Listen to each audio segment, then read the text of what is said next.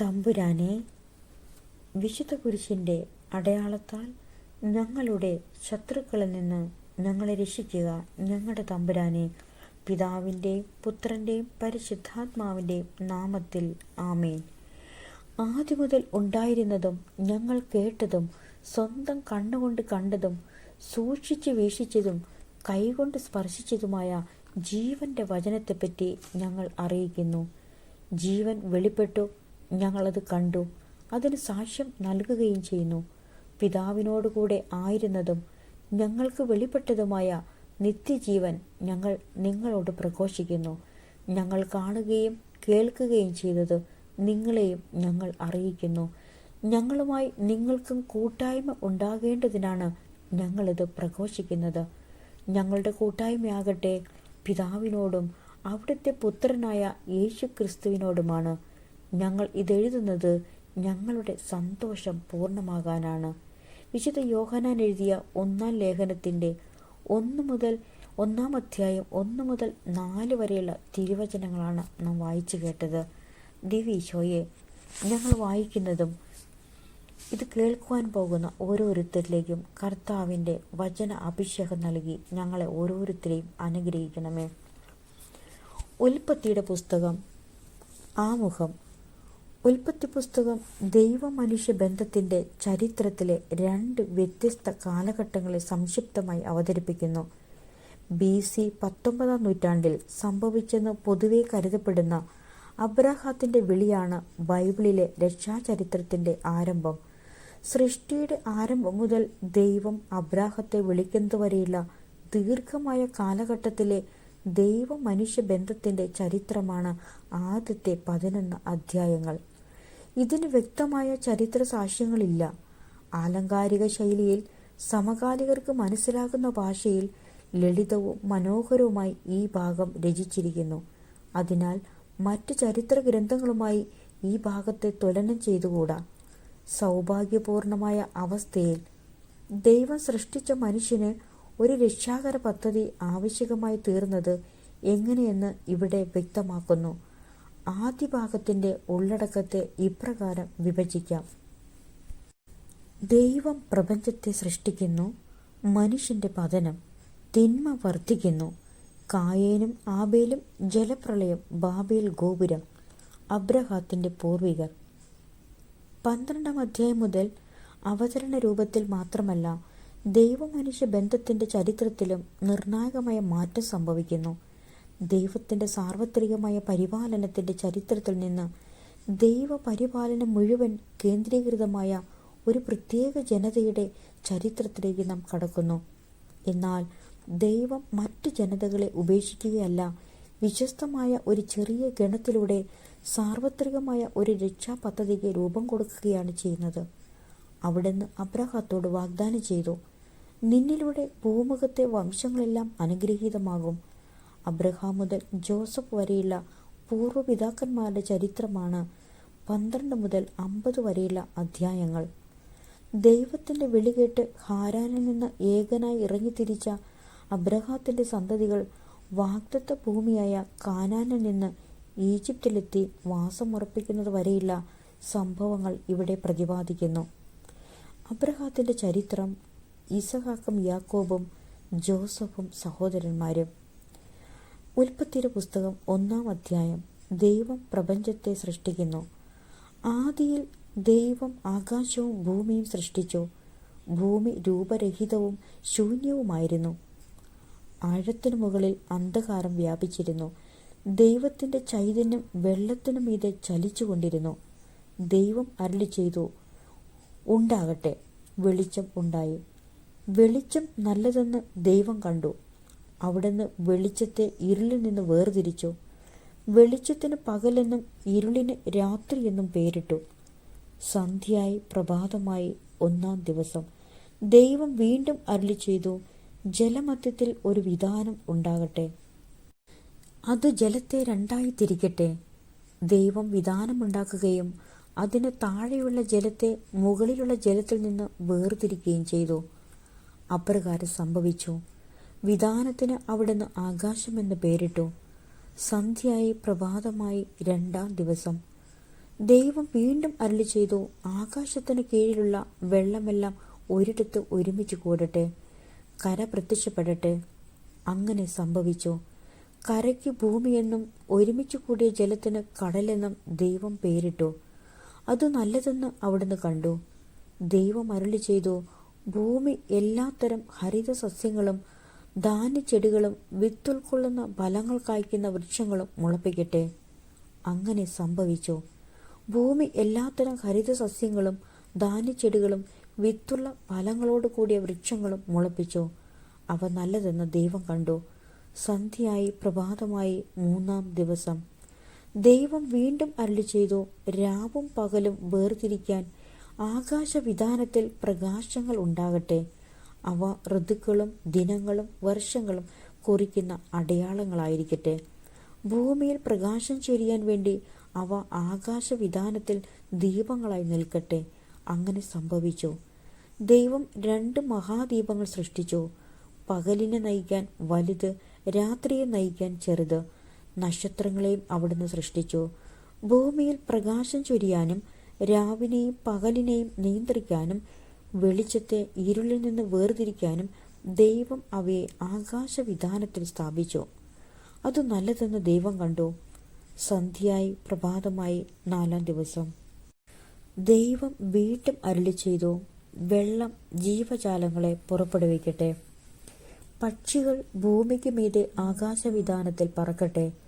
അങ്ങനെ ദൈവം ഭീമാകാരങ്ങളായ ജലജന്തുക്കളെയും കടലിൽ പറ്റച്ചേർന്ന് ചരിക്കുന്ന സകലവിധ ജീവികളെയും എല്ലാത്തരം പക്ഷികളെയും സൃഷ്ടിച്ചു.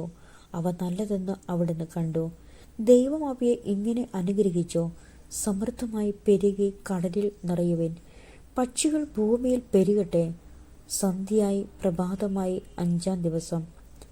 ദൈവം വീണ്ടും അരുളി ചെയ്തു, ഭൂമി എല്ലാത്തരം ജീവജാലങ്ങളെയും കന്നുകാലികൾ, ഇഴജന്തുക്കൾ, കാട്ടുമൃഗങ്ങൾ എന്നിവയെ പുറപ്പെടുവിക്കട്ടെ. അങ്ങനെ സംഭവിച്ചു. അങ്ങനെ ദൈവം എല്ലാ ഇനം കാട്ടുമൃഗങ്ങളെയും കന്നുകാലികളെയും ഇഴജന്തുക്കളെയും സൃഷ്ടിച്ചു. അവ നല്ലതെന്ന് അവിടുന്ന് കണ്ടു.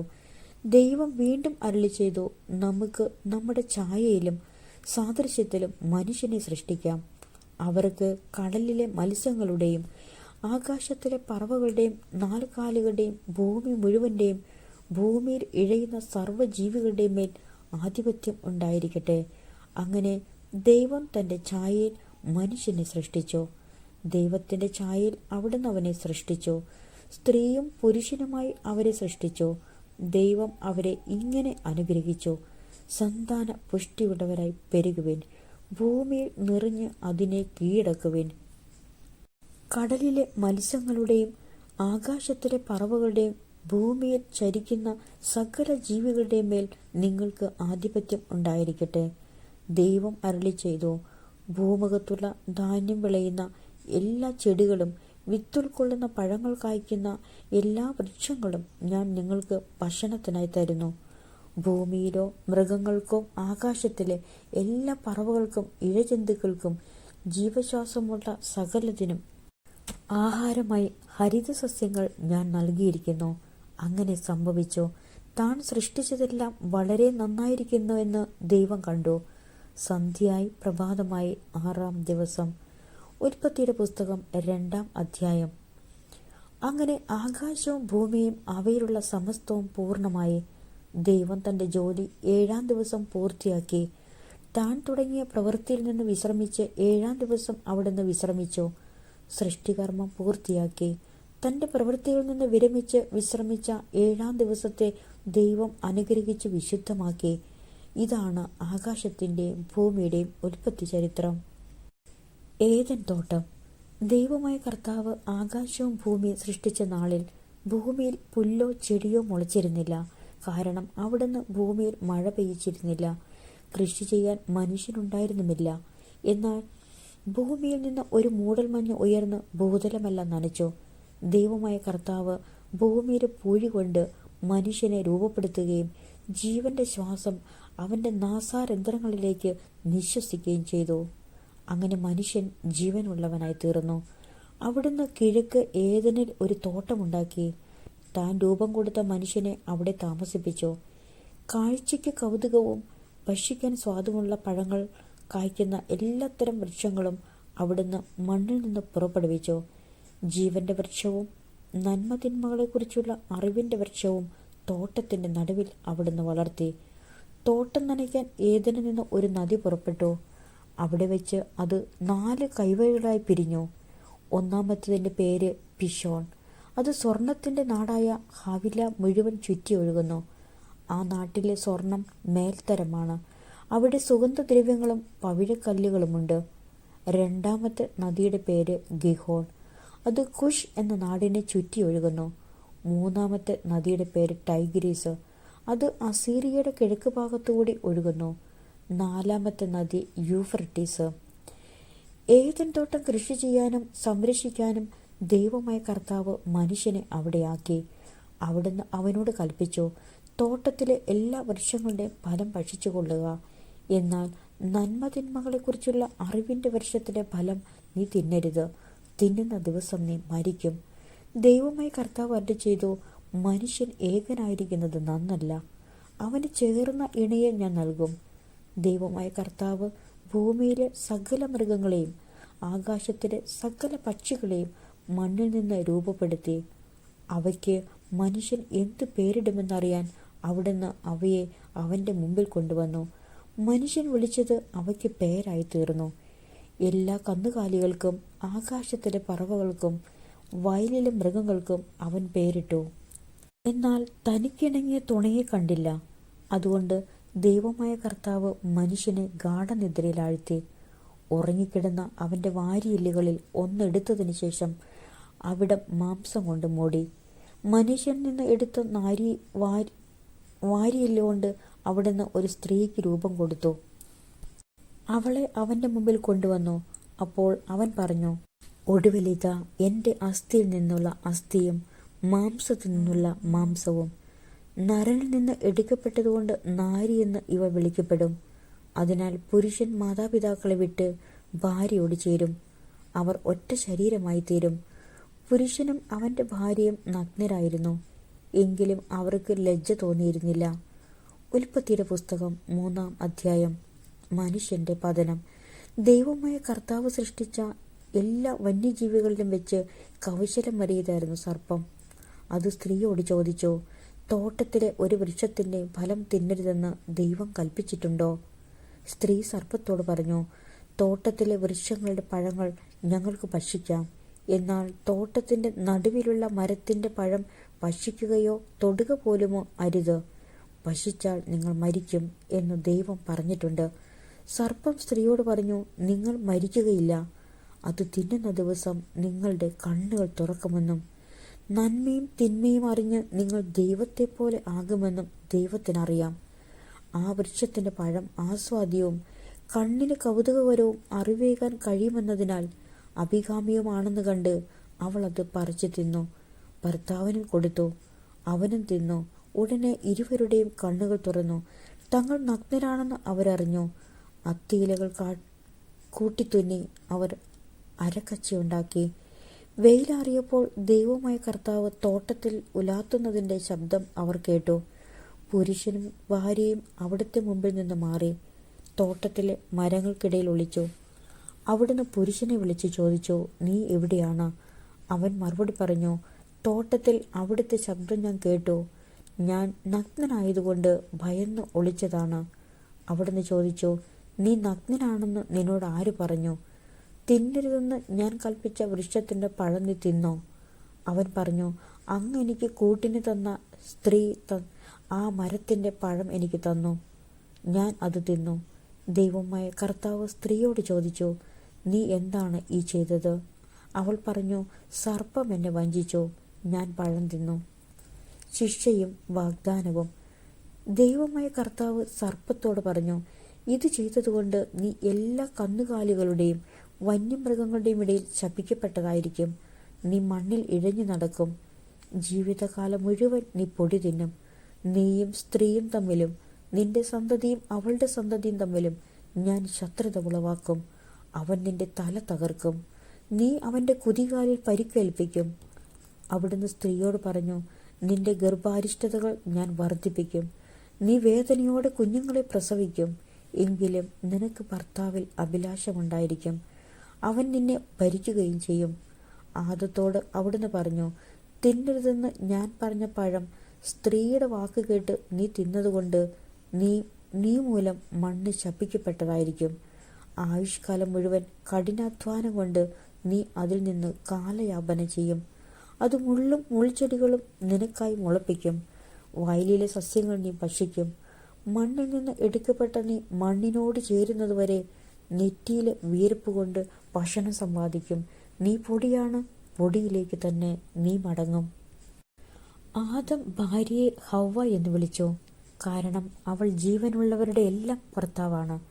ദൈവമായ കർത്താവ് തോലുകൊണ്ട് ഉടയാടയുണ്ടാക്കി ആദത്തെയും അവൻ്റെ ഭാര്യയും ധരിപ്പിച്ചു. അനന്തരം അവിടുന്ന് പറഞ്ഞു, മനുഷ്യനിതാ നന്മയും തിന്മയും അറിഞ്ഞ് നമ്മിൽ ഒരുവനെപ്പോലെ ആയിരിക്കുന്നു. ഇനി അവൻ കൈനീട്ടി ജീവന്റെ വൃക്ഷത്തിൽ നിന്നുകൂടി പറിച്ചു തിന്ന് അമർത്തനാകാൻ ഇടയാകരുത്. കർത്താവ് അവരെ ഏദൻ തോട്ടത്തിൽ നിന്ന് പുറത്താക്കി. മണ്ണിൽ നിന്നെടുത്ത മനുഷ്യനെ മണ്ണിനോട് മല്ലിടാൻ വിട്ടു. മനുഷ്യനെ പുറത്താക്കിയ ശേഷം ജീവന്റെ വൃക്ഷത്തെങ്കിലേക്കുള്ള വഴികാക്കാൻ ഏദൻ തോട്ടത്തിന് കിഴക്ക് അവിടുന്ന് കെരൂബുകളെ കാവൽ നിർത്തി. എല്ലാ വശത്തേക്കും കറങ്ങുന്നതും തീ ജ്വലിക്കുന്നതുമായ ഒരു വാളും അവിടുന്ന് സ്ഥാപിച്ചു. ഉൽപ്പത്തിയുടെ പുസ്തകം 4-ാം അധ്യായം. കായേനും ആബേലും. ആദം തൻ്റെ ഭാര്യയായ ഹവ്വായോട് ചേർന്നു. അവൾ ഗർഭം ധരിച്ചു, കായേനെ പ്രസവിച്ചു. അവൾ പറഞ്ഞു, കർത്താവ് കടാക്ഷിച്ച് എനിക്ക് പുത്രനെ ലഭിച്ചിരിക്കുന്നു. പിന്നീട് അവൾ കായേൻ്റെ സഹോദരൻ ആബേലിനെ പ്രസവിച്ചു. ആബേൽ ആട്ടിടയനും കായേൻ കൃഷിക്കാരനുമായിരുന്നു. ഒരിക്കൽ കായേൻ തൻ്റെ വിളവിൽ ഒരു ഭാഗം കർത്താവിന് കാഴ്ച സമർപ്പിച്ചു. ആബേൽ തൻ്റെ ആട്ടിൻകൂട്ടത്തിലെ കടിഞ്ഞൂൽ കുഞ്ഞുങ്ങളെ എടുത്ത് അവയുടെ കൊഴുപ്പുള്ള ഭാഗങ്ങൾ അവിടത്തേക്ക് കാഴ്ചവെച്ചു. ആബേലിലും അവൻ്റെ കാഴ്ചവസ്തുക്കളിലും അവിടുന്ന് പ്രസാദിച്ചു. എന്നാൽ കായേനിലും അവൻ്റെ കാഴ്ചവസ്തുക്കളിലും അവിടുന്ന് പ്രസാദിച്ചില്ല. ഇത് കായേനെ അത്യധികം കോപിപ്പിച്ചു. അവൻ്റെ മുഖം കറുത്തു. കർത്താവ് കായേനോട് ചോദിച്ചു, നീ കോപിച്ചിരിക്കുന്നത് എന്തുകൊണ്ട്? നിന്റെ മുഖം വാടിയിരിക്കുന്നത് എന്തുകൊണ്ട്? ഉചിതമായി പ്രവർത്തിച്ചാൽ നീയും സ്വീകാര്യനാവുകയില്ലേ? നല്ലത് ചെയ്യുന്നില്ലെങ്കിൽ പാപം വാതിൽക്കൽ തന്നെ പതിയിരിപ്പുണ്ടെന്ന് ഓർക്കണം. അത് നിന്നിൽ താൽപ്പര്യം വച്ചിരിക്കുന്നു. നീ അതിനെ കീഴടക്കണം. ഒരു ദിവസം കായേൻ തൻ്റെ സഹോദരൻ ആബേലിനോട് പറഞ്ഞു, നമുക്ക് വയലിലേക്ക് പോകാം. അവർ വയലിലായിരിക്കെ കായേൻ ആബേലിനോട് കയർത്ത് അവനെ കൊന്നു. കർത്താവ് കായേനോട് ചോദിച്ചു, നിന്റെ സഹോദരൻ ആബേൽ എവിടെ? അവൻ പറഞ്ഞു, എനിക്കറിഞ്ഞുകൂടാ. സഹോദരൻ്റെ കാവൽക്കാരനാണോ ഞാൻ? എന്നാൽ കർത്താവ് പറഞ്ഞു, നീ എന്താണ് ചെയ്തത്? നിന്റെ സഹോദരൻ്റെ രക്തം മണ്ണിൽ നിന്ന് എന്നെ വിളിച്ച് കരയുന്നു. നിന്റെ കയ്യിൽ നിന്ന് നിന്റെ സഹോദരൻ്റെ രക്തം കുടിക്കാൻ വായു പിളർന്ന ഭൂമിയിൽ നീ ശപിക്കപ്പെട്ടവനായിരിക്കും. കൃഷി ചെയ്യുമ്പോൾ മണ്ണ് നിനക്ക് ഫലം തരികയില്ല. നീ ഭൂമിയിൽ അലഞ്ഞു തിരിയുന്നവനായിരിക്കും. കായേൻ കർത്താവിനോട് പറഞ്ഞു, എനിക്ക് വഹിക്കാവുന്നതിലും വലുതാണ് ഈ ശിക്ഷ. ഇന്ന് അവിടുന്ന് എന്നെ ഈ സ്ഥലത്തു നിന്ന് ആട്ടിപ്പായിച്ചിരിക്കുന്നു. അവിടുത്തെ സന്നിധിയിൽ നിന്ന് ഞാൻ ഒളിച്ചു നടക്കണം. ഞാൻ ഭൂമിയിൽ ഉഴലുന്നവനായിരിക്കും. കാണുന്നവരെല്ലാം എന്നെ കൊല്ലാൻ നോക്കും. കർത്താവ് പറഞ്ഞു, ഒരിക്കലുമില്ല. കായേനെ കൊല്ലുന്നവൻ്റെ മേൽ 7 ഇരട്ടിയായി ഞാൻ പ്രതികാരം ചെയ്യും. ആരും കായേനെ കൊല്ലാതിരിക്കാൻ കർത്താവ് അവൻ്റെ മേൽ ഒരടയാളം പതിച്ചു. കായേൻ കർത്താവിൻ്റെ സന്നിധി വിട്ട് ഏദന് കിഴക്ക് നോദ് ദേശത്ത് വാസമർപ്പിച്ചു. കായേൻ്റെ സന്താന പരമ്പര. കായേൻ തൻ്റെ ഭാര്യയുമായി ചേർന്നു. അവൾ ഗർഭം ധരിച്ച് ഹെനോക്കിനെ പ്രസവിച്ചു. കായേൻ ഒരു നഗരം പണിതു. തൻ്റെ പുത്രനായ ഹെനോക്കിൻ്റെ പേര് അതിന് നൽകി. ഹെനോക്കിന് ഈരാദും ഈരാദിന് മെഹുയായേലും ജനിച്ചു. മെഹുയായേലിന് മിദ്ദുശായേലും മിദ്ദുശായേലിന് ലാമക്കും ജനിച്ചു. ലാമക്കിന് 2 ഭാര്യമാരുണ്ടായിരുന്നു, ആദായും സില്ലായും. ആദായുടെ മകനായിരുന്നു യാബാൽ. കൂടാരവാസികളുടെയും അജപാലകരുടെയും പിതാവായിരുന്നു അവൻ. അവൻ്റെ സഹോദരൻ്റെ പേര് യൂബാൽ. കിന്നരവും വേണുവും വായിക്കുന്നവരുടെ പിതാവായിരുന്നു അവൻ. സില്ലായ്ക്കും ഒരു പുത്രനുണ്ടായി, തൂബൽ കയ്യൻ. ചെമ്പ് പണിക്കാരുടെയും ഇരുമ്പ് പണിക്കാരുടെയും പിതാവായിരുന്നു അവൻ. തൂബൽ കയ്യന് നാമ എന്നൊരു സഹോദരി ഉണ്ടായിരുന്നു. ലാമക്ക് തൻ്റെ ഭാര്യമാരോട് ചേർന്നു. പറഞ്ഞു, ആദായെ, സില്ലായെ, ഞാൻ പറയുന്നത് കേൾക്കുവിൻ. ലാമക്കിന്റെ ഭാര്യമാരെ, എനിക്ക് ചെവി തരുവിൻ. എന്നെ മുറിപ്പെടുത്തിയ ഒരുവനെയും എന്നെ അടിച്ച ഒരു ചെറുപ്പക്കാരനെയും ഞാൻ കൊന്നുകളഞ്ഞു. കായേന്റെ പ്രതികാരം 7 ഇരട്ടിയെങ്കിൽ ലാമക്കിൻ്റേത് 77 ഇരട്ടിയായിരിക്കും. ആദം വീണ്ടും തന്റെ ഭാര്യയോട് ചേർന്നു. അവളൊരു പുത്രനെ പ്രസവിച്ചു. സേത്ത് എന്ന് അവന് പേരിട്ടു. കാരണം കായൻ കൊന്ന ആബേലിന് പകരം എനിക്ക് ദൈവം തന്നതാണ് അവനെന്ന് അവൾ പറഞ്ഞു. സേത്തിനും ഒരു പുത്രൻ ജനിച്ചു. സേത്ത് അവനെ ഏനോഷ് എന്ന് വിളിച്ചു. അക്കാലത്ത് മനുഷ്യർ കർത്താവിന്റെ നാമം വിളിച്ചപേക്ഷിക്കാൻ തുടങ്ങി. ഉൽപ്പത്തിയുടെ പുസ്തകം 5-ാം അധ്യായം. ആദം മുതൽ നോഹ വരെ ആദത്തിന്റെ വംശാവലി ഗ്രന്ഥമാണിത്. ദൈവം മനുഷ്യനെ തന്റെ സാദൃശ്യത്തിൽ സൃഷ്ടിച്ചു. സ്ത്രീയും പുരുഷനുമായി അവനെ സൃഷ്ടിച്ചു. അവിടുന്ന് അവരെ അനുഗ്രഹിക്കുകയും മനുഷ്യനെന്ന് വിളിക്കുകയും ചെയ്തു. ആദത്തിന് 130 വയസ്സായപ്പോൾ അവന്റെ സാദൃശ്യത്തിലും ഛായയിലും ഒരു പുത്രൻ ജനിച്ചു. ആദം അവന് സേത്ത് എന്ന് പേരിട്ടു. സേത്തിന്റെ ജനനത്തിന് ശേഷം ആദം 800 വർഷം ജീവിച്ചു. അവന് വേറെയും പുത്രന്മാരും പുത്രിമാരും ഉണ്ടായി. ആദത്തിന്റെ ജീവിതകാലം 930 വർഷമാണ്. അതിനുശേഷം അവൻ മരിച്ചു. സേത്തിന് 105 വയസ്സായപ്പോൾ എനോഷ് എന്നൊരു പുത്രനുണ്ടായി. എനോഷിന്റെ ജനനത്തിന് ശേഷം സേത്ത് 807 വർഷം ജീവിച്ചു. അവന് വേറെയും പുത്രന്മാരും പുത്രിമാരും ഉണ്ടായി. സേത്തിന്റെ ജീവിതകാലം 912 വർഷമാണ്. അവനും മരിച്ചു. എനോഷിന് 90 വയസ്സായപ്പോൾ കെയ്നാൻ എന്ന പുത്രനുണ്ടായി. കെയ്നാന്റെ ജനനത്തിന് ശേഷം എനോഷ് 815 വർഷം ജീവിച്ചു. അവന് വേറെയും പുത്രന്മാരും പുത്രിമാരും ഉണ്ടായി. എനോഷിന്റെ ജീവിതകാലം 905 വർഷമാണ്. അവനും മരിച്ചു. കെയ്നാന് 70 വയസ്സായപ്പോൾ മഹലേൽ എന്നൊരു മകനുണ്ടായി. മഹലേലിന്റെ ജനനത്തിന് ശേഷം കെയ്നാൻ 840 വർഷം ജീവിച്ചു. അവന് വേറെയും പുത്രന്മാരും പുത്രിമാരും ഉണ്ടായി. കെയ്നാന്റെ ജീവിതകാലം 910 വർഷമായിരുന്നു. അവനും മരിച്ചു. മഹലലേലിന് 65 വയസ്സായപ്പോൾ യാരെദ് എന്ന മകനുണ്ടായി. യാരെദിന്റെ ജനനത്തിന് ശേഷം മഹലേൽ 830 വർഷം ജീവിച്ചു. അവന് വേറെയും പുത്രന്മാരും പുത്രിമാരും ഉണ്ടായി. മഹലലേലിന്റെ ജീവിതകാലം 895 വർഷമായിരുന്നു. അവനും മരിച്ചു. യാരെദിന് 162 വയസ്സായപ്പോൾ ഹെനോക്ക് എന്ന പുത്രനുണ്ടായി. ഹെനോക്കിന്റെ ജനനത്തിന് ശേഷം യാരെദ് 800 വർഷം ജീവിച്ചു. അവന് വേറെയും പുത്രന്മാരും പുത്രിമാരും ഉണ്ടായി. യാരെദിന്റെ ജീവിതകാലം 962 വർഷമായിരുന്നു. അവനും മരിച്ചു. ഹെനോക്കിന് 65 വയസ്സായപ്പോൾ മെത്തുശലഹ് എന്ന മകനുണ്ടായി. മെത്തുശലഹിന്റെ ജനനത്തിന് ശേഷം ഹെനോക്ക് 300 വർഷം കൂടി ദൈവത്തിന് പ്രിയപ്പെട്ടവനായി ജീവിച്ചു. അവന് വേറെയും പുത്രന്മാരും പുത്രിമാരും ഉണ്ടായി. ഹെനോക്കിന്റെ ജീവിതകാലം 365 വർഷമായിരുന്നു. ഹെനോക്ക് ദൈവത്തിന് പ്രിയങ്കരനായി ജീവിച്ചു. പിന്നെ അവനെ കണ്ടിട്ടില്ല. ദൈവം അവനെ എടുത്തു. 187 വയസ്സായപ്പോൾ മെത്തുശലഹ് ലാമക്കിന്റെ പിതാവായി. ലാമക്കിന്റെ ജനനത്തിന് ശേഷം മെത്തുശലഹ് 782 വർഷം ജീവിച്ചു. അവന് വേറെയും പുത്രന്മാരും പുത്രിമാരും ഉണ്ടായി. മെത്തുശലഹിന്റെ ജീവിതകാലം 969 വർഷമായിരുന്നു. അവനും മരിച്ചു. ലാമക്കിന് 182 വയസ്സായപ്പോൾ ഒരു പുത്രനുണ്ടായി. കർത്താവ് ശപിച്ച ഈ ഭൂമിയിലെ ക്ലേശകരമായ അധ്വാനത്തിൽ അവൻ നമുക്ക് ആശ്വാസം നേടിത്തരും എന്ന് പറഞ്ഞ് അവനെ നോഹ എന്ന് വിളിച്ചു. നോഹയുടെ ജനനത്തിന് ശേഷം ലാമക്ക് 595 വർഷം ജീവിച്ചു. അവന് വേറെയും പുത്രന്മാരും പുത്രിമാരും ഉണ്ടായി. ലാമക്കിന്റെ ജീവിതകാലം 777 വർഷമായിരുന്നു. അവനും മരിച്ചു. നോഹയ്ക്ക് 500 വയസ്സായതിനു ശേഷം ഷേം, ഹാം, യാഫത്ത് എന്നീ പുത്രന്മാരുണ്ടായി. ഉൽപ്പത്തിയുടെ പുസ്തകം 6-ാം അധ്യായം. തിന്മ വർദ്ധിക്കുന്നു. മനുഷ്യർ ഭൂമിയിൽ പെരുകാൻ തുടങ്ങുകയും അവർക്ക് പുത്രിമാർ ജനിക്കുകയും ചെയ്തപ്പോൾ മനുഷ്യപുത്രിമാർ അഴകുള്ളവരാണ് എന്ന് കണ്ട് ദൈവപുത്രന്മാർ തങ്ങൾക്ക് ഇഷ്ടപ്പെട്ടവരെയെല്ലാം ഭാര്യമാരായി സ്വീകരിച്ചു. അപ്പോൾ ദൈവമായ കർത്താവ് പറഞ്ഞു, എന്റെ ചൈതന്യം മനുഷ്യനിൽ എന്നേക്കും നിലനിൽക്കുകയില്ല. അവൻ ജഡമാണ്. അവന്റെ ആയുസ് 120 വർഷമായിരിക്കും. ദൈവപുത്രന്മാർ മനുഷ്യപുത്രിമാരുമായി ചേരുകയും അവർക്ക് മക്കളുണ്ടാവുകയും ചെയ്തിരുന്ന അക്കാലത്തും പിന്നീടും ഭൂമിയിൽ അധികായന്മാർ ഉണ്ടായിരുന്നു. അവരാണ് പുരാതന കാലത്തെ പ്രസിദ്ധിയാർജിച്ച പ്രബലന്മാർ. ഭൂമിയിൽ മനുഷ്യന്റെ ദുഷ്ടത വർദ്ധിച്ചിരിക്കുന്നെന്നും അവന്റെ ഹൃദയത്തിലെ ചിന്തയും ഭാവനയും എപ്പോഴും ദുഷിച്ചത് മാത്രമാണെന്നും കർത്താവ് കണ്ടു.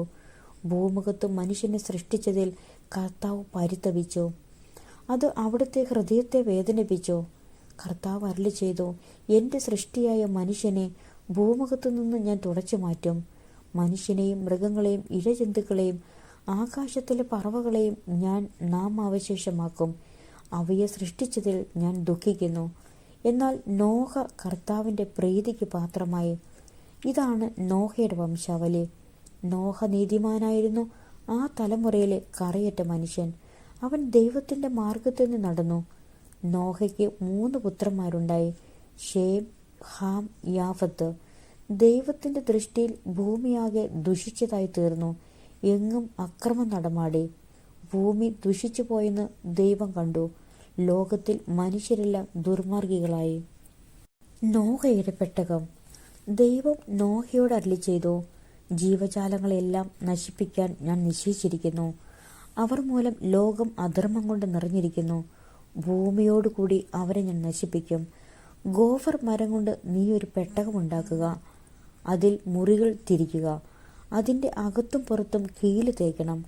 ഇങ്ങനെയാണ് അതുണ്ടാക്കേണ്ടത്: 300 മുഴം നീളം, 50 മുഴം വീതി, 30 മുഴം ഉയരം.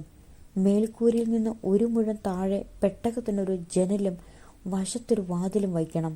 താഴെയും മേലെയും നടുവിലുമായി 3 തട്ടായി വേണം പെട്ടകമുണ്ടാക്കാൻ.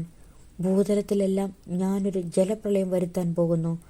ആകാശത്തിന് കീഴെ ജീവശ്വാസമുള്ള എല്ലാ ജഡവും ഞാൻ നശിപ്പിക്കും. ഭൂമുഖത്തുള്ളതെല്ലാം നശിക്കും. എന്നാൽ നീയുമായി ഞാൻ എൻ്റെ ഉടമ്പടി ഉറപ്പിക്കും. നീ പെട്ടകത്തിൽ കയറണം. നിന്റെ കൂടെ നിന്റെ ഭാര്യയും പുത്രന്മാരും അവരുടെ ഭാര്യമാരും. എല്ലാ ജീവജാലങ്ങളിൽ നിന്ന് ആണും പെണ്ണുമായി ഈ രണ്ടെണ്ണത്തെയും നീ പെട്ടകത്തിൽ കയറ്റി സൂക്ഷിക്കണം. എല്ലായിനം പക്ഷികളും മൃഗങ്ങളും ഇഴജന്തുക്കളും സംരക്ഷിക്കപ്പെടേണ്ടതിന് ഈ 2 എണ്ണം നിന്റെ കൂടെ വരട്ടെ. നിനക്കും അവയ്ക്കും ആഹാരത്തിനു വേണ്ടി എല്ലാത്തരം ഭക്ഷണവും ശേഖരിച്ചു വയ്ക്കണം. ദൈവം കൽപ്പിച്ചതുപോലെ തന്നെ നോഹ പ്രവർത്തിച്ചു. ഉൽപ്പത്തിയുടെ പുസ്തകം 7-ാം അധ്യായം. ജലപ്രളയം. കർത്താവ് നോഹയോട് അരുളി ചെയ്തു, നീയും കുടുംബവും പെട്ടകത്തിൽ പ്രവേശിക്കുക. ഈ തലമുറയിൽ നിന്നെ ഞാൻ നീതിമാനായി കണ്ടിരിക്കുന്നു. ഭൂമുഖത്ത് അവയുടെ വംശം നിലനിർത്താൻ വേണ്ടി ശുദ്ധിയുള്ള സർവ്വമൃഗങ്ങളിൽ നിന്ന് ആണും പെണ്ണുമായി 7 ജോഡിയും ശുദ്ധി ഇല്ലാത്ത മൃഗങ്ങളിൽ നിന്ന് ആണും പെണ്ണുമായി 1 ജോഡിയും ആകാശത്തിലെ പറവകളിൽ നിന്ന് പൂവനും പിടയുമായി 7 ജോഡിയും കൂടെ കൊണ്ടുപോകുക. 7 ദിവസവും കൂടി കഴിഞ്ഞാൽ 40 രാവും 40 പകലും ഭൂമുഖത്തെല്ലാം ഞാൻ മഴ പെയ്യിക്കും. ഞാൻ സൃഷ്ടിച്ച സകല ജീവജാലങ്ങളെയും ഭൂതലത്തിൽ നിന്ന് തുടച്ചു മാറ്റും. കർത്താവ് കൽപ്പിച്ചതെല്ലാം നോഹ ചെയ്തു. നോഹയ്ക്ക് 600 വയസ്സുള്ളപ്പോഴാണ് ഭൂമുഖത്ത് വെള്ളപ്പൊക്കമുണ്ടായത്. വെള്ളപ്പൊക്കത്തിൽ നിന്ന് രക്ഷപ്പെടാൻ നോഹയും ഭാര്യയും പുത്രന്മാരും അവരുടെ ഭാര്യമാരും പെട്ടകത്തിൽ കയറി. ദൈവം കൽപ്പിച്ചതുപോലെ ശുദ്ധിയുള്ളവയും അല്ലാത്തവയുമായ മൃഗങ്ങളും പക്ഷികളും ഇഴജന്തുക്കളും ആണും പെണ്ണുമായി 2 വീതം നോഹയോടുകൂടെ പെട്ടകത്തിൽ കയറി. 7 ദിവസം കഴിഞ്ഞപ്പോൾ ഭൂമിയിൽ വെള്ളം പൊങ്ങിത്തുടങ്ങി. നോഹയുടെ ജീവിതത്തിന്റെ 600-ാം വർഷം 2-ാം മാസം 17-ാം ദിവസം അഗാധങ്ങളിലെ ഉറവകൾ പൊട്ടിയൊഴുകി. ആകാശത്തിന്റെ ജാലകങ്ങൾ തുറന്നു. 40 രാവും 40 പകലും മഴ പെയ്തുകൊണ്ടിരുന്നു. അന്നുതന്നെ നോഹയും ഭാര്യയും അവന്റെ പുത്രന്മാരായ ഷേം, ഹാം, യാഫത്ത് എന്നിവരും അവരുടെ ഭാര്യമാരും പെട്ടകത്തിൽ കയറി. അവരോടൊത്ത് എല്ലായിനം വന്യമൃഗങ്ങളും കന്നുകാലികളും ഇഴജന്തുക്കളും പക്ഷികളും പെട്ടകത്തിൽ കടന്നു. ജീവനുള്ള സകല ജഡത്തിലും നിന്ന് 2 വീതം നോഹയോടുകൂടി പെട്ടകത്തിൽ കടന്നു. സകല ജീവജാലങ്ങളും നോഹയോട് ദൈവം കൽപ്പിച്ചിരുന്നത് പോലെ ആണും പെണ്ണുമായാണ് അകത്ത് കടന്നത്. കർത്താവ് നോഹയെ പെട്ടകത്തിലടച്ചു. വെള്ളപ്പൊക്കം 40 നാൾ തുടർന്നു. ജലനിരപ്പ് ഉയർന്നു. പെട്ടകം പൊങ്ങി ഭൂമിക്ക് മുകളിലായി. ഭൂമിയിൽ ജലം വർദ്ധിച്ചുകൊണ്ടേയിരുന്നു. പെട്ടകം വെള്ളത്തിന് മീതെ ഒഴുകി. ജലനിരപ്പ് വളരെ ഉയർന്നു.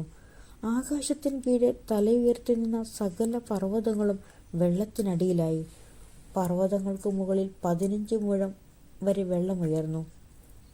ഭൂമുഖത്ത് ചരിക്കുന്ന എല്ലാ ജീവജാലങ്ങളും, പക്ഷികളും, കന്നുകാലികളും, കാട്ടുമൃഗങ്ങളും, ഇഴജന്തുക്കളും, മനുഷ്യരും ചത്തൊടുങ്ങി. കരയിൽ വസിച്ചിരുന്ന പ്രാണനുള്ളവയെല്ലാം ചത്തു.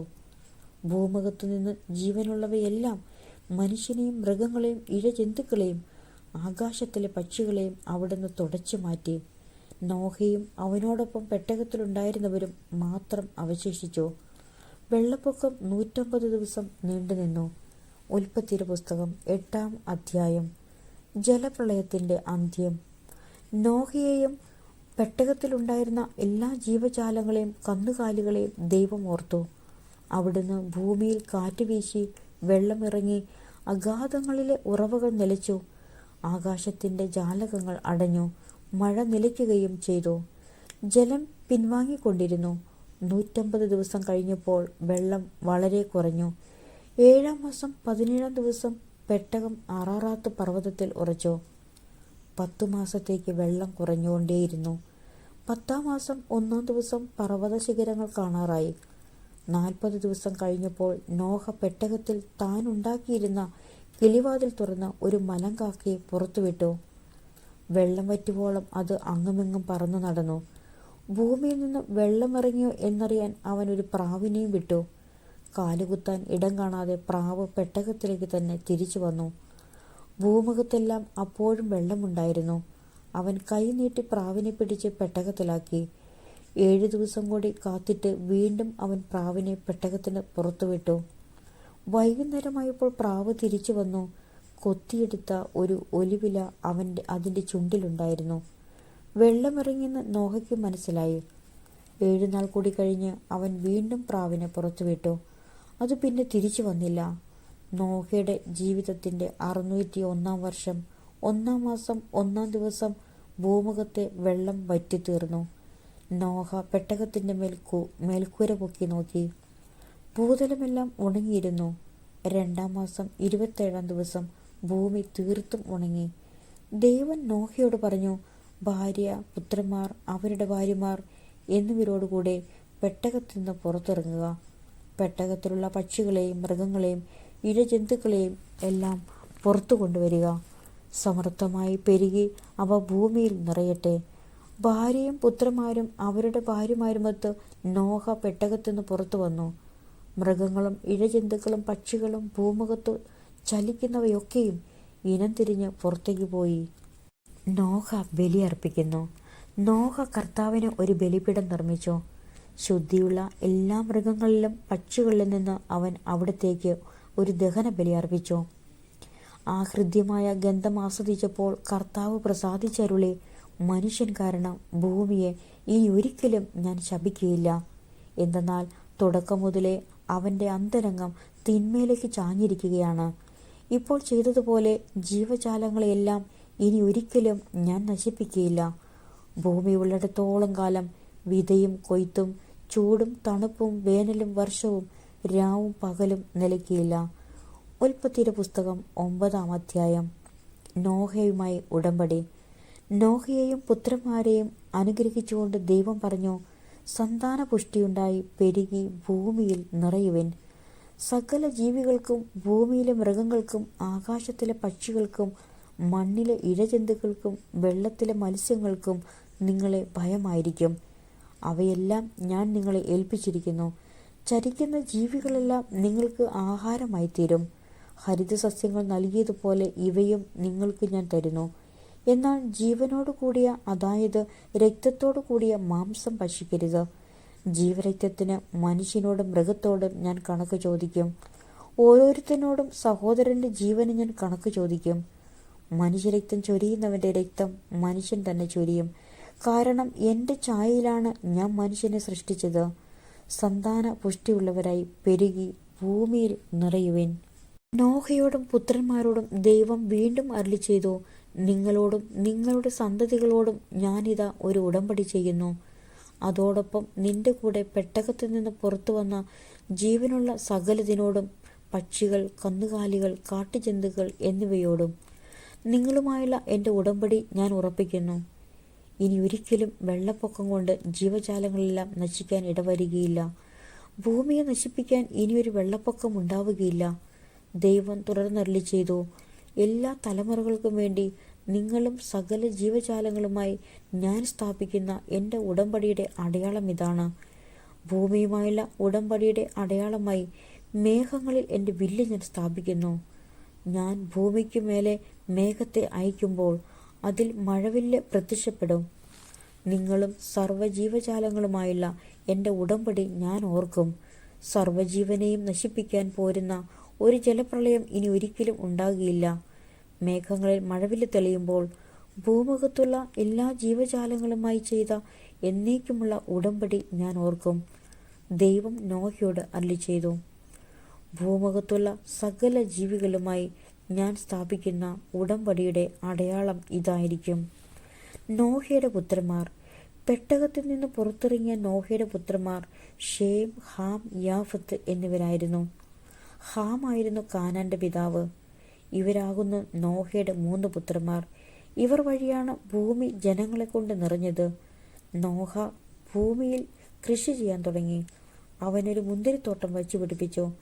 വീഞ്ഞ് കുടിച്ച് മത്തനായി നോഹ കൂടാരത്തിൽ നഗ്നനായി കിടന്നു. കാനാന്റെ പിതാവായ ഹാം തൻ്റെ പിതാവിനെ നഗ്നനായി കാണുകയും അക്കാര്യം പുറത്തുണ്ടായിരുന്ന തൻ്റെ 2 സഹോദരന്മാരോടും പറയുകയും ചെയ്തു.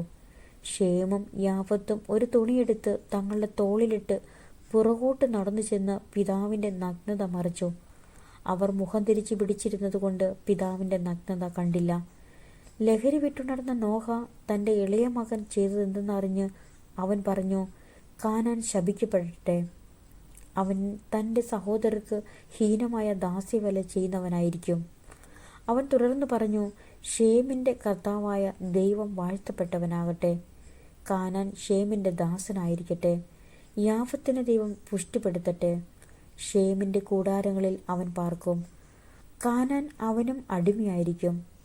വെള്ളപ്പൊക്കത്തിന് ശേഷം നോഹ 350 വർഷം ജീവിച്ചു. നോഹയുടെ ജീവിതകാലം 950 കൊല്ലമായിരുന്നു. അവനും മരിച്ചു. ഉൽപ്പത്തിയുടെ പുസ്തകം 10-ാം അധ്യായം. ജനതകളുടെ ഉത്ഭവം. നോഹയുടെ പുത്രന്മാരായ ഷേമിനും ഹാമിനും യാഫത്തിനും ജലപ്രളയ അനന്തരമുണ്ടായ പുത്രന്മാരുടെ പേര് വിവരം. യാഫത്തിന്റെ പുത്രന്മാർ ഗോമർ, മാഗോഗ്, മാദായ്, യാവാൻ, തൂബാൽ, മേശക്, തീരാസ്. ഗോമറിന്റെ പുത്രന്മാർ അഷ്കനാസ്, റീഫത്ത്, തോഗർമ. യാവാന്റെ പുത്രന്മാർ എലീഷ, താർഷിഷ്, കിത്തിം, ദോദാനിം. ഇവരുടെ സന്തതികളാണ് കടലോരത്തും ദ്വീപുകളിലുമുള്ള ജനങ്ങൾ. അവർ താന്താങ്ങളുടെ ദേശങ്ങളിൽ വെവ്വേറെ ഭാഷകൾ സംസാരിച്ച് വെവ്വേറെ ഗോത്രങ്ങളിലും ജനതകളുമായി പാർത്തു വരുന്നു. ഹാമിന്റെ പുത്രന്മാർ കുഷ്, മിസ്രയീം, ഫുത്ത്, കാനാൻ എന്നിവർ. കുഷിന്റെ പുത്രന്മാർ സേബ, ഹവില, സപ്ത, റാമ, സപ്തേക്ക. റാമയുടെ മക്കളാണ് ഷേബായും ദോനും. കുഷിന് നിമ്രോദ് എന്നൊരു പുത്രൻ ജനിച്ചു. അവനാണ് ഭൂമിയിലെ ആദ്യത്തെ വീരപുരുഷൻ. അവൻ കർത്താവിൻ്റെ മുമ്പിൽ ഒരു നായാട്ടു വീരനായിരുന്നു. അതുകൊണ്ട് കർത്താവിൻ്റെ മുമ്പിൽ നിമ്രോദിനെ പോലെ ഒരു നായാട്ടുവീരൻ എന്ന് ചൊല്ലുണ്ടായി. ആരംഭത്തിൽ അവൻ്റെ രാജ്യം ഷീനാർ ദേശത്തെ ബാബേലും ഏറക്കും അക്കാദും അടങ്ങിയതായിരുന്നു. അവിടെ നിന്ന് അവൻ അശൂറിലേക്ക് കടന്നു നിനവെ, റെഹോബോത്ത് പട്ടണം, കാല എന്നിവ പണിതു. നിനവേക്കും കാലായ്ക്കും മധ്യേ റേസൻ എന്ന വലിയ നഗരവും അവൻ നിർമ്മിച്ചു. മിസ്രയീമിൻ്റെ മക്കളാണ് ലൂദീം, അനാമിം, ലഹാബിം, നഫ്തുഫിം, പത്രുസിം, കസ്ലുഹിം, കഫ്തോറിം എന്നിവർ. കസ്ലുഹിമിൽ നിന്നാണ് ഫിലിസ്ത്യരുടെ ആരംഭം. കാനാന് കടിഞ്ഞൂൽ പുത്രനായി സീദോനും തുടർന്ന് ഹേത്തും ജനിച്ചു. ജബൂസ്യർ, അമോര്യർ, ഗിർഗാഷ്യർ, ഹിവ്യർ, അർക്കീയർ, സീന്യർ, അർവാദിയർ, സെമറിയർ, ഹമാത്യർ എന്നീ വംശങ്ങളുടെ പൂർവികനായിരുന്നു കാനാൻ. പിൽക്കാലത്ത് കാനാൻ കുടുംബങ്ങൾ പലയിടത്തേക്കും വ്യാപിച്ചു. കാനാൻ വംശരുടെ നാട് സീദോനിൽ തുടങ്ങി ഗെരാറിന് നേർക്ക് ഗാസ വരെയും, സോദോമിനും ഗൊമോറയ്ക്കും അദ്മായ്ക്കും സെബോയറിനും നേർക്ക് ലാഷാവ വരെയും നീണ്ടുകിടക്കുന്നു. ഇതാണ് ഭാഷയും ദേശവും കുലവുമനുസരിച്ച് ഹാമിൻ്റെ സന്തതി പരമ്പര. യാഫത്തിൻ്റെ മൂത്ത സഹോദരനായ ഷേമിനും മക്കളുണ്ടായി. അവൻ ഏബറിൻ്റെ മക്കൾക്ക് പൂർവ്വപിതാവാണ്. ഷേമിൻ്റെ പുത്രന്മാർ ഏലാം, അശൂർ, അർപ്പക്ഷാദ്, ലൂദ്, ആരാം എന്നിവരും. ആരാമിൻ്റെ പുത്രന്മാർ ഊസ്, ഹുൽ, ഗേതർ, മാഷ് എന്നിവരുമായിരുന്നു. അർപ്പക്ഷാദിന് ഷേലാഹും ഷേലാഹിന് ഏബറും ജനിച്ചു. ഏബറിന് 2 പുത്രന്മാരുണ്ടായി. ഒരുവൻ്റെ പേര് പേലഗ്, കാരണം അവൻ്റെ കാലത്താണ് അവർ ഭൂമി വീതിച്ചത്. അവൻ്റെ സഹോദരൻ്റെ പേര് യോക്താല്. യോക്താൻ്റെ പുത്രന്മാരായിരുന്നു അൽമോദാദ്, ഷേലെഫ്, ഹസർമെവത്ത്, യാറഹ്, ഹദോറ, ഊസാൽ, ദിഗ്ല, യഓബാൽ, അബിമായേൽ, ഷേബ, ഓഫീർ, ഹവില, യോബാബ് എന്നിവർ. അവർ പാർത്തിരുന്ന നാട് സേഫാറിലെ മേശ മുതൽ കിഴക്കുള്ള മലമ്പ്രദേശം വരെ നീണ്ടുകിടന്നു. ഇതാണ് ദേശവും ഭാഷയും കുലവുമനുസരിച്ച് ഷേമിൻ്റെ സന്തതി പരമ്പര. ദേശവും തലമുറയും അനുസരിച്ച് നോഹയുടെ മക്കളുടെ കുടുംബചരിത്രമാണ് ഇത്. ഇവരിൽ നിന്നാണ് ജലപ്രളയത്തിന് ശേഷം ജനതകൾ ഭൂമിയിലാകെ വ്യാപിച്ചത്. ഉൽപ്പത്തിയുടെ പുസ്തകം 11-ാം അധ്യായം. ബാബേൽ ഗോപുരം. ഭൂമിയിൽ ഒരു ഭാഷയും ഒരു സംസാര രീതിയും മാത്രമേ ഉണ്ടായിരുന്നുള്ളൂ.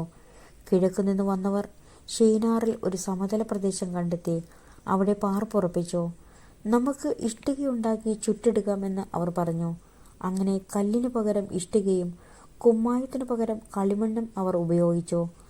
അവർ പരസ്പരം പറഞ്ഞു, നമുക്ക് ഒരു പട്ടണവും ആകാശം മുട്ടുന്ന ഒരു ഗോപുരവും തീർത്ത് പ്രശസ്തി നിലനിർത്താം. അല്ലെങ്കിൽ നാം ഭൂമുഖത്താകെ ചിന്നിച്ചിതറിപ്പോകും. മനുഷ്യർ നിർമ്മിച്ച നഗരവും ഗോപുരവും കാണാൻ കർത്താവ് ഇറങ്ങി വന്നു. അവിടുന്ന് പറഞ്ഞു, അവരിപ്പോൾ ഒരു ജനതയാണ്. അവർക്ക് ഒരു ഭാഷയും അവർ ചെയ്യാനിരിക്കുന്നതിൻ്റെ തുടക്കമേ ആയിട്ടുള്ളൂ. ചെയ്യാൻ ഒരുമ്പെടുന്നതൊന്നും അവർക്കിനി അസാധ്യമായിരിക്കുകയില്ല. നമുക്ക് ഇറങ്ങിച്ചെന്ന് അവരുടെ ഭാഷ പരസ്പരം ഗ്രഹിക്കാനാവാത്ത വിധം ഭിന്നിപ്പിക്കാം. അങ്ങനെ കർത്താവ് അവരെ ഭൂമുഖത്തെല്ലാം ചിതറിച്ചു. അവർ പട്ടണം പണി ഉപേക്ഷിച്ചു. അതുകൊണ്ടാണ് ആ സ്ഥലത്തിന് ബാബേൽ എന്നു പേരുണ്ടായത്. അവിടെ വെച്ചാണ് കർത്താവ് ഭൂമിയിലെ ഭാഷ ഭിന്നിപ്പിച്ചതും അവരെ നാടാകെ ചിതറിച്ചതും. ഷേം മുതൽ അബ്രാം വരെ. ഷേമിൻ്റെ വംശാവലി. ഷേമിന് 100 വയസ്സായപ്പോൾ അർപ്പക്ഷാദ് ജനിച്ചു. ജലപ്രളയം കഴിഞ്ഞ് 2-ാം വർഷമായിരുന്നു അത്. അർപ്പക്ഷാദിൻ്റെ ജനനത്തിന് ശേഷം ഷേം 500 വർഷം ജീവിച്ചു. അവന് വേറെയും പുത്രന്മാരും പുത്രിമാരും ഉണ്ടായി. 35 വയസ്സായപ്പോൾ അർപ്പക്ഷാദിന് ഷേലാഹ് ജനിച്ചു. ഷേലാഹിൻ്റെ ജനനത്തിന് ശേഷം അർപ്പക്ഷാദ് 403 വർഷം ജീവിച്ചു. അവന് വേറെയും പുത്രന്മാരും പുത്രിമാരും ഉണ്ടായി. 30 വയസ്സായപ്പോൾ ഷേലാഹിന് ഏബർ ജനിച്ചു. ഏബർ ജനിച്ചതിന് ശേഷം 403 വർഷം ഷേലാഹ് ജീവിച്ചു. അവന് വേറെയും പുത്രന്മാരും പുത്രിമാരും ഉണ്ടായി. 34 വയസ്സായപ്പോൾ ഏബറിന് പേലഗ് ജനിച്ചു. പേലഗിൻ്റെ ജനനത്തിന് ശേഷം ഏബർ 430 വർഷം ജീവിച്ചു. അവന് വേറെയും പുത്രന്മാരും പുത്രിമാരും ഉണ്ടായി. 30 വയസ്സായപ്പോൾ പേലഗിന് റെവു ജനിച്ചു. റെവുവിൻ്റെ ജനനത്തിന് ശേഷം പേലഗ് 209 വർഷം ജീവിച്ചു. അവന് വേറെയും പുത്രന്മാരും പുത്രിമാരും ഉണ്ടായി. 32 വയസ്സായപ്പോൾ റെവുവിന് സെരൂഗ് ജനിച്ചു. സെരൂഗിൻ്റെ ജനനത്തിന് ശേഷം റെവു 207 വർഷം ജീവിച്ചു. അവന് വേറെയും പുത്രന്മാരും പുത്രിമാരും ഉണ്ടായി. 30-ാം വയസ്സായപ്പോൾ സെരൂഗിന് നാഹോർ ജനിച്ചു. നാഹോറിൻ്റെ ജനനത്തിന് ശേഷം സെരൂഗ് 200 വർഷം ജീവിച്ചു. അവന് വേറെയും പുത്രന്മാരും പുത്രിമാരും ഉണ്ടായി. 29 വയസ്സായപ്പോൾ നാഹോറിന് തേരാഹ് ജനിച്ചു. തേരാഹിൻ്റെ ജനനത്തിന് ശേഷം നാഹോർ 119 വർഷം ജീവിച്ചു. അവന് വേറെയും പുത്രിമാരും പുത്രന്മാരും ഉണ്ടായി. 70 വയസ്സെത്തിയതിനു ശേഷം തേരാഹിന് അബ്രാം, നാഹോർ, ഹാരാൻ എന്നീ പുത്രന്മാർ ജനിച്ചു.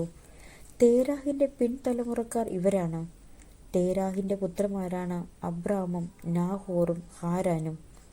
ഹാരാൻ്റെ പുത്രനാണ് ലോത്ത്. തൻ്റെ പിതാവായ തേരാഹ് മരിക്കുന്നതിന് മുമ്പ് ഹാരാൻ ജന്മനാടായ കൽദായരുടെ ഊറിൽ വെച്ച് ചരമമടഞ്ഞു. അബ്രാമും നാഹോറും വിവാഹം കഴിച്ചു. അബ്രാമിൻ്റെ ഭാര്യയുടെ പേര് സാറായി. നാഹോറിൻ്റെ ഭാര്യയുടെ പേര് മിൽക്ക. അവൾ മിൽക്കായുടെയും ഇസ്കയുടെയും പിതാവായ ഹാരാൻ്റെ മകളാണ്. സാറായി വന്ധ്യയായിരുന്നു, അവൾക്ക് മക്കളുണ്ടായില്ല. തേരാഹ് കൽദായരുടെ ഊറിൽ നിന്ന് കാനാൻ ദേശത്തേക്ക് യാത്ര പുറപ്പെട്ടു. മകൻ അബ്രാമിനെയും പേരക്കിടാവും ഹാരാൻ്റെ മകനുമായ ലോത്തിനെയും അബ്രാമിൻ്റെ ഭാര്യയും തൻ്റെ മരുമകളുമായ സാറായിയെയും അവൻ കൂടെ കൊണ്ടുപോയി. അവർ ഹാരാനിലെത്തി അവിടെ താമസമുറപ്പിച്ചു. തേരാഹ് 205 വർഷം ജീവിച്ചിരുന്നു. അവൻ പാരാനിൽ വെച്ച് മൃതിയടഞ്ഞു. സ്വർഗത്തിൻ്റെയും ഭൂമിയുടെയും നാഥനായ ദൈവമേ, ഇപ്പോൾ വായിച്ചു കേൾക്കുന്ന ഓരോ വചനങ്ങളും കേൾക്കുന്നവരിലേക്ക് ആത്മീയ അഭിഷേകവും വചനാഭിഷേകവും സൗഖ്യവും സന്തോഷവും സമാധാനവും ആശ്വാസവും നൽകി എല്ലാവരെയും അനുഗ്രഹിക്കണമെന്ന് പ്രാർത്ഥിച്ചുകൊണ്ട്, സ്വർഗസ്ഥനായ ഞങ്ങളുടെ പിതാവേ, അങ്ങയുടെ നാമം പൂജിതമാകണമേ, അങ്ങയുടെ രാജ്യം വരണമേ, അങ്ങയുടെ തിരുമനസ്സ് സ്വർഗത്തിലെ പോലെ ഭൂമിയിലുമാകണമേ. അന്നന്ന് വേണ്ടുന്ന ആഹാരം ഇന്ന് ഞങ്ങൾക്ക് തരണമേ.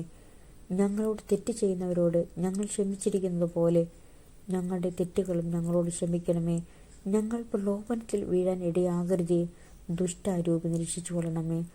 നന്മ നിറഞ്ഞ മറിയമേ സ്വസ്തി, കർത്താവ് അങ്ങയോട് കൂടെ, സ്ത്രീകളിൽ അങ്ങ് അനുഗ്രഹിക്കപ്പെട്ടവളാവുന്നു. അങ്ങയുടെ ഉദരത്തിൻ ഫലമായി ഈശോ അനുഗ്രഹിക്കപ്പെട്ടവനാവുന്നു. പരിശുദ്ധ മറിയമേ തമ്പുരാൻ്റെ അമ്മേ, പാപികളായ ഞങ്ങൾക്ക് വേണ്ടി ഇപ്പോഴും ഞങ്ങളുടെ മരണസമയത്തും തമ്പുരാനോട് അപേക്ഷിച്ചു കൊള്ളണമേ. പിതാവിൻ്റെയും പുത്രൻ്റെയും പരിശുദ്ധാത്മാവിൻ്റെയും നാമത്തിൽ ആമേൻ.